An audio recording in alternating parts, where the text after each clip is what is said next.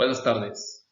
Somos alumnos de la Universidad Alfa y Omega Campus Tabasco, de la carrera Licenciatura en Contaduría Pública, quinto semestre, de la materia Práctica de Auditoría de los Estados Financieros, impartida por el docente arquitecto Franklin Cordero Alvarado. El tema: cierre de auditoría y preparación del dictamen.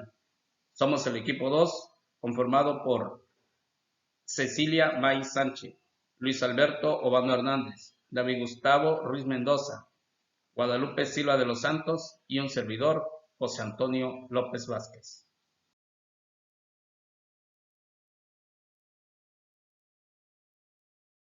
De forma general, hablar de auditoría es hablar de factores de revisión, en tal caso, riesgo de fraude, incumplimiento de las leyes y control interno.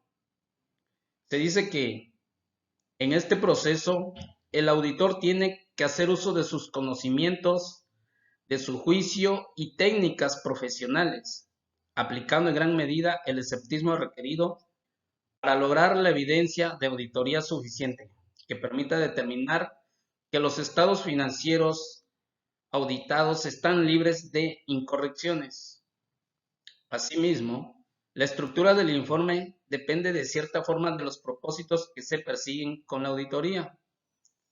El fin del informe es poner en conocimiento de forma detallada todos los aspectos que componen un proceso de la empresa, de lo que ha hecho y cómo lo ha hecho.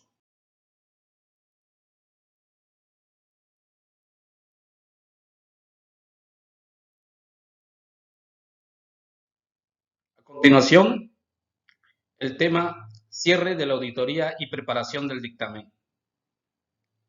Se dice que el proceso de auditoría en todas sus etapas va obteniendo evidencia respecto de la información financiera, las transacciones que la sustentan, los criterios y juicios utilizados por la administración en la preparación de su información financiera.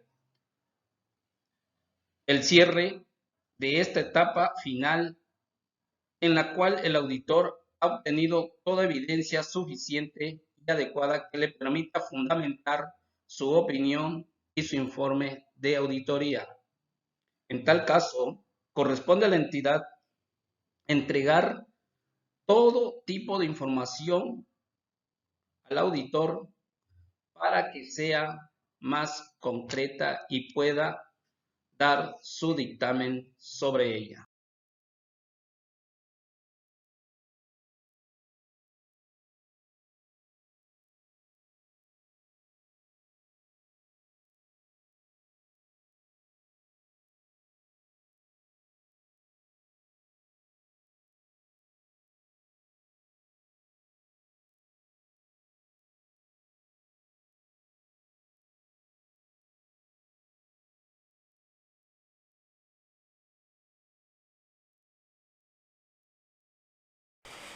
El tema que me tocó hablar a mí fue el 4.1, que habla sobre el resumen de la cédula sumaria.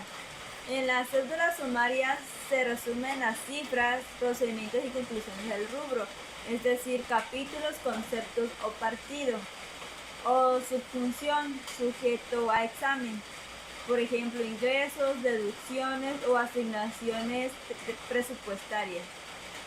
Es conveniente que estas células contengan los principales indicadores contables o estadísticos de la operación, así como su comparación con los del periodo anterior, con el propósito de que se detecten desde ese momento desviaciones importantes que se requieran de explicación, aclaración o ampliación de algún procedimiento de auditoría antes de concluir dicha revisión.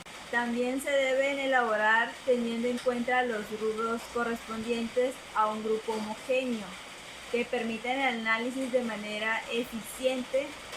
Para que cada sumario deba existir un rubro en la hoja de trabajo.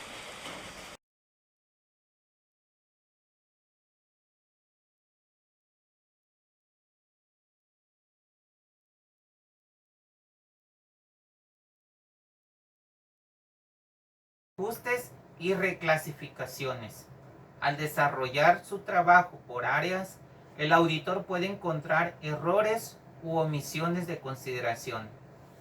Para corregirlos, propondrá a la entidad auditada que rectifique la contabilidad, incorporando asientos de ajustes o reclasificaciones. Los ajustes son un asiento que se propone para corregir la contabilidad y que da lugar a modificaciones de activo y o pasivo de las cuentas de resultados. Estas comprenden también los asientos necesarios para corregir los saldos de los libros. Estos incluyen, entre otros, asientos que afectan los resultados del ejercicio y los asientos que afectan las cuentas del capital contable. Las reclasificaciones se realizan cuando hay errores de clasificación. Se transfieren cantidades entre las cuentas de distintos grupos y subgrupos de la misma agrupación del balance o del estado de resultados. La reclasificación de una cuenta por lo general surge cuando el saldo de dicha cuenta es contrario al de su naturaleza. Un ejemplo de ello son las cuentas de activo, las cuales por naturaleza son de débito. Luego, si al finalizar el periodo queda alguna cuenta con saldo de crédito, habrá que reclasificarla, ya que no se puede representar así.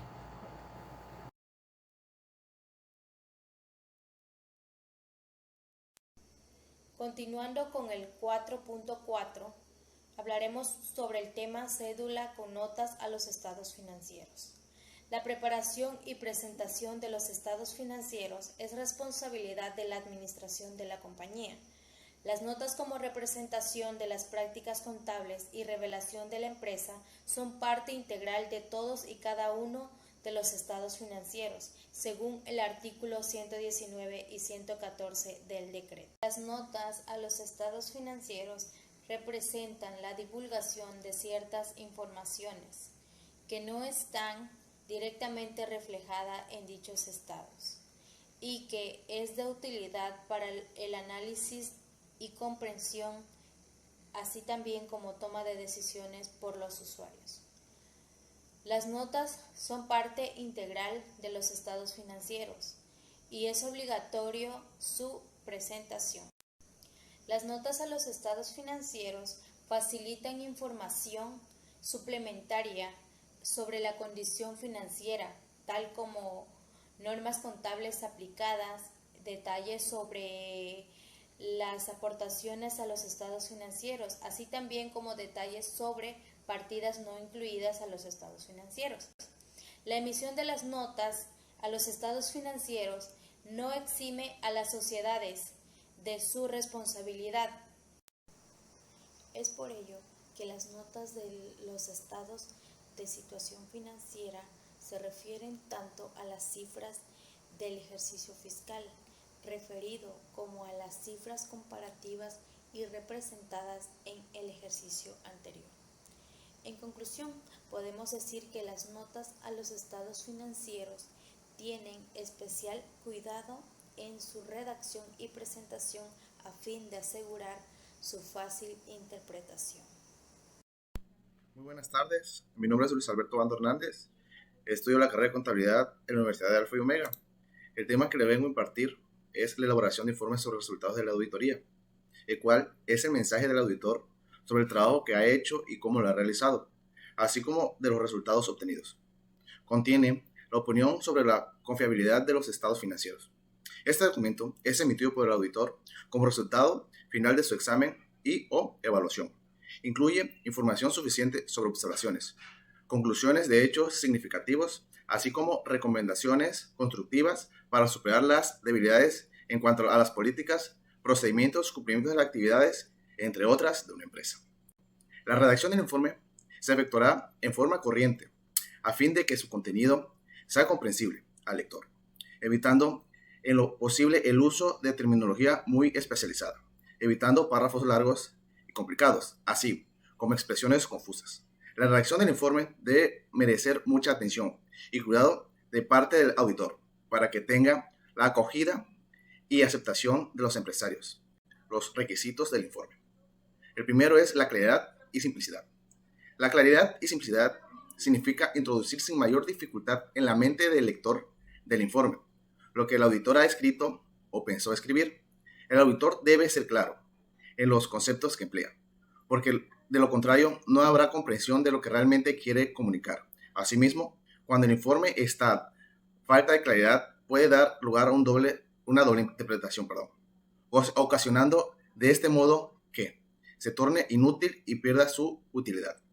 En consecuencia, para que el informe logre su objetivo de informar o comunicar al cliente, el auditor evitará el uso del lenguaje técnico, florido o vago.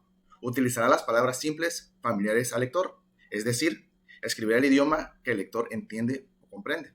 El siguiente punto es la exactitud. La exactitud es esencial en todo informe, no solamente en lo referente a las cifras, sino en cuanto a hechos. La auditoría obtiene nuevos métodos para obtener información sobre la situación de la empresa, analizando las actividades que se llevan a cabo dentro de la misma, para determinar cómo se están desarrollando y los resultados que se están obteniendo. Por lo que yo concluyo, la auditoría juega un papel muy importante para las empresas, toda vez que ayuda a que se obtenga un mejor control de ella, ya que está ligada por completo al control interno, siendo esta una de las principales acciones para que la entidad marche de acuerdo a las políticas, lineamientos, metas, legislaciones establecidas, y no solo eso, sino que al mismo tiempo cuenta así con una menor probabilidad de que se vea involucrada en un fraude o robo, ya que se vigilan más de cerca los estados financieros y operaciones de la empresa. De mi parte será todo. Les agradezco la atención prestada. Se despide de ustedes un servidor, Luis Alberto Obando Hernández.